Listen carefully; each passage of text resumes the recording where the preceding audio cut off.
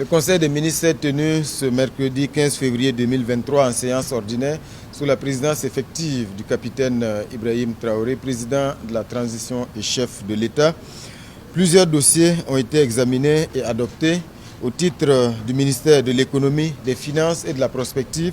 Le Conseil a examiné le projet de rapport statistique national 2021 et le programme statistique national 2023.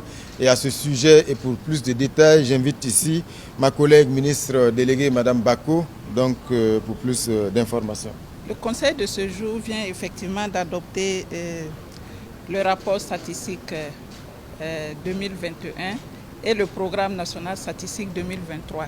Donc il faut dire que ce sont des outils de suivi et évaluation de la stratégie du schéma directeur statistique 2021-2025.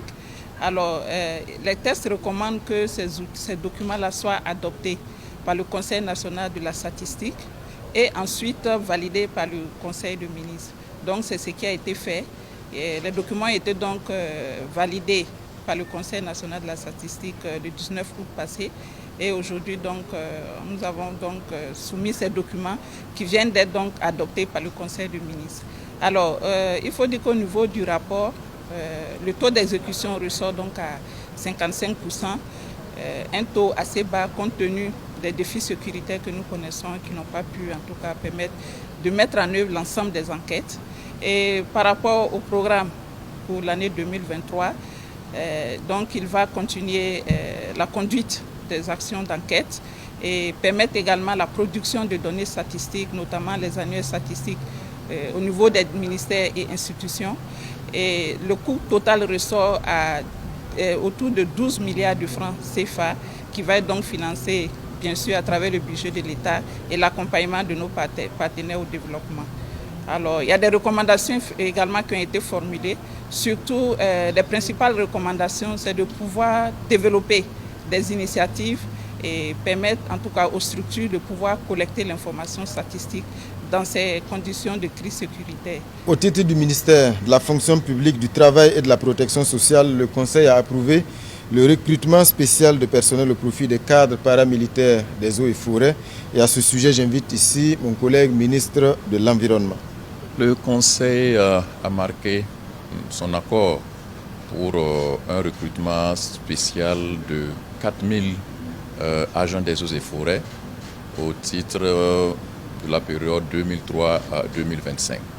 Et cette autorisation spéciale s'inscrit dans le cadre du plan d'urgence du ministère de l'Environnement, spécifiquement pour le corps paramilitaire des eaux et forêts. Pour l'année 2023, le Conseil a marqué son accord pour le recrutement de 2000 assistants des eaux et forêts. Et cet effectif devrait permettre, bien entendu, de renforcer l'effectif du corps paramilitaire donc des eaux et forêts et lui permettre d'être plus efficient quant à sa contribution dans le cadre de la reconquête de notre pays et la relance socio-économique de notre pays. Au titre du ministère de la Communication, de la Culture, des Arts et du Tourisme, plusieurs dossiers ont été examinés, parmi lesquels un avant-projet de loi portant protection, sauvegarde et valorisation du patrimoine culturel du Burkina Faso. Ce qu'il faut noter, c'est que par l'adoption de cet avant-projet de loi, le gouvernement marque sa volonté d'assurer une protection optimale du patrimoine culturel du Burkina Faso. Ce patrimoine donc qui est le socle de nos valeurs culturelles mais aussi de nos identités. Et ce qu'il faut noter comme innovation avec cet avant-projet de loi, c'est qu'il définit clairement les rôles des acteurs clés qui sont donc impliqués dans la mise en œuvre, mais également il y a des dispositions également qui ont été introduites sur la circulation et la restitution des biens culturels illicitement exportés. Il faut aussi noter la prise en compte de la protection des biens culturels en période de conflit armé. Autre innovation majeure, il s'agit de la mutation de l'ancienne Commission nationale des biens culturels et naturels en Commission nationale du patrimoine culturel, avec désormais pour compétence de statuer aussi bien sur le patrimoine culturel matériel que sur le patrimoine culturel immatériel. Donc cet avant-projet de loi a donc reçu l'approbation et la validation du Conseil des ministres aujourd'hui. Alors il faut aussi dire que au titre toujours du ministère de la Communication, de la Culture, des Arts et du Tourisme, il y a une communication qui a été faite donc sur l'organisation de la 20e édition de la Semaine nationale de la culture SNC Bobo 2023.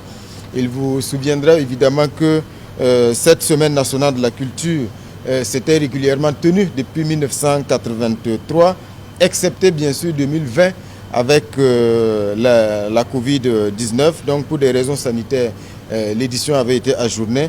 Par la suite, la situation sécuritaire n'a pas permis la tenue de la manifestation en 2021 ainsi qu'au premier trimestre 2022. Et depuis donc, la SNC avait été reportée sine die.